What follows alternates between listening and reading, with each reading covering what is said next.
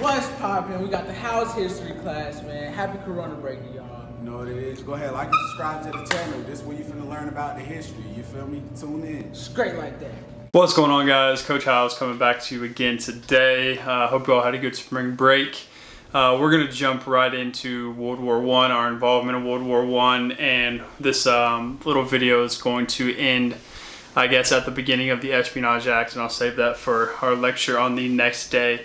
So really what's happening is there's this huge war going on in Europe. It's World War I. This war is something that has never been seen before. It deals with high weapons, high machinery, machine gun, barbed wire, trench warfare. It is a terrible war. If you all have seen the movie 1917, or if you haven't seen it, it's a great movie and it really depicts what's going on with World War I. But America does not necessarily want to get involved, and there's a couple of reasons why. And there's a couple of things that are going on in the American home front when World War I is becoming an issue in the world.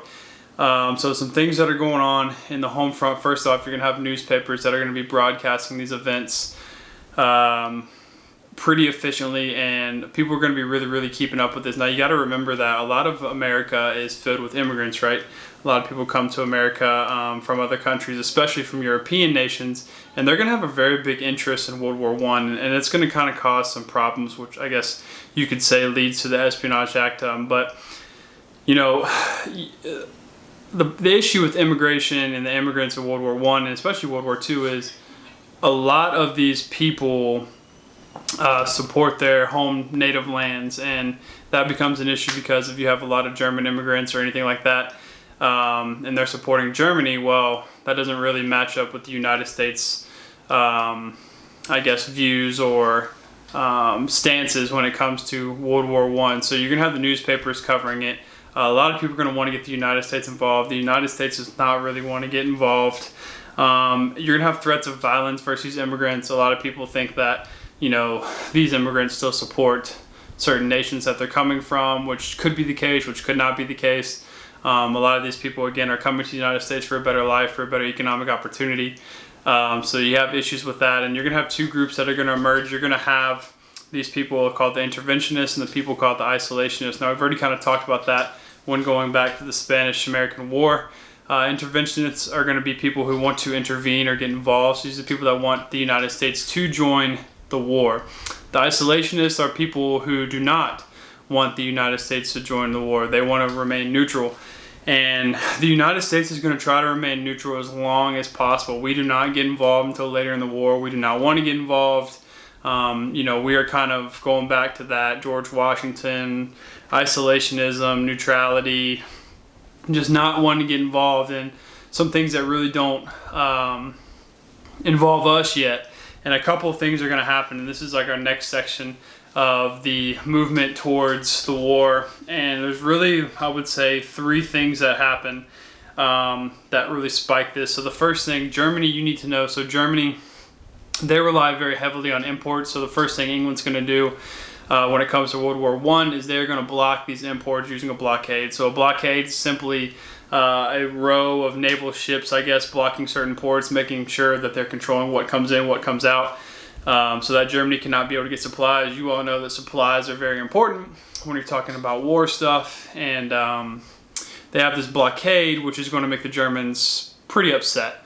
It's not shocking that they're upset that they can't get their wartime goods. So this is going to develop something that's very important that we need to keep our mind on, which is called unrestricted submarine warfare. So German U-boats are very famous. German military equipment is very famous.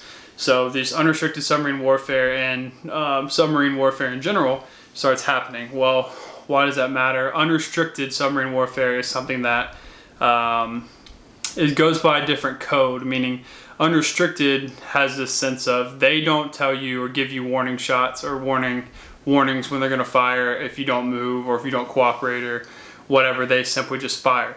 And submarines are kind of coming around at the time, so they're this new age like war technology that has not really been seen before, and they're very destructive and they're very effective. Well, you know, when you're talking wartime products, it's obviously a big deal when you have casualties in war, but as far as like naval battles and stuff like that, you can expect, okay, there'll be some submarine action, so there won't be. But the problem is they're also attacking like merchant ships and vessels and that kind of stuff, and cargo vessels, which brings me to my second point, which is going to be the sinking of the Lusitania. So the Lusitania gets sunk, and you're like, what does that matter? What is it? It's a cargo merchant ship, and it's going to be transporting goods, but a lot of times, obviously, you are going to be transporting goods that are wartime goods, and you don't necessarily want to broadcast that they are wartime goods, so you send them on commercial ships. And when you do that, the enemy gets very upset because it looks like you're not involved, but in fact you really are involved. So they start setting fire on Lusitania. Now, when Lusitania is going to be sank, there's going to be 128 Americans that are going to be killed during this, which once the newspapers get a hold of this, it's like magnified to a different scale, and they really want the United States to get involved. We still pledge neutrality. We do not want to get involved. There was actually a warning to many Americans during this time not to travel on these cargo ships just because of the fact of, again, submarine warfare and the fact that they were not giving warning signs, and these Americans chose to get on this boat anyways. So the president is going to still feel as if we should not get involved at this time. So that's point number 2. Point number 3, and this is going to lead to the Americans' involvement in World War I, and that is going to be something known as the Zimmerman Note. What is the Zimmerman Note? Well, Germany decides to reach out to Mexico, and they offer them an alliance, and they really want to do this because they know the United States is probably going to get involved at some point, and they want to have the United States' attention focused not on the Eastern Front or in France and Germany and all of that, but more rather at home, meaning they want Mexico to invade the United States. And you're like, what? But why would they want us to do that? Well, the idea is if Mexico invades the United States, then we have to be more focused on Mexico, right? Instead of what's going on across the pond. So it makes sense. And what they're doing is they're offering Mexico that if Germany wins the war and they become, successful in their plan and everything like that, they're going to give back the lands that Mexico lost in the Mexican-American War, which include California, New Mexico, all of that, definitely probably Texas, because you know how upset they were with the loss of Texas. So that right there is going to, get us involved. And the reason it gets us involved is we actually intercept this. Now, there's a lot of conspiracy theories of, did the United States really write it to get in the war? Did England write it? Did the Allies write it in order to get the United States help? Did Germany really want this? Yada, yada, yada. It's neither here nor there, I guess. This is what propels us because obviously once President Wilson gets this note, he's going to ask Congress to declare war, and this is going to be enough proof and enough evidence and enough, spunk for the United States to get involved into World War I. And this is going to lead us up to this individual by the name of Eugene Debs and the Espionage Act. So in our next video, I'll talk to you about the Espionage Act. But while I still have you, couple of things, couple quick announcements. Make sure you're doing your USA test preps. Make sure that you are watching these videos. Make sure that you're filling out your daily note packet, because all those things are going to be the things that are going to help your grade the most. The idea is, do the stuff you're supposed to do, help your grade improve, and then get out of there. I know we can only go to 4 days a week as far as digital learning goes, so we'll have Monday through Thursday, and then Friday will be like a catch-up day for you all, if you will. So make sure you're doing what you're supposed to be doing.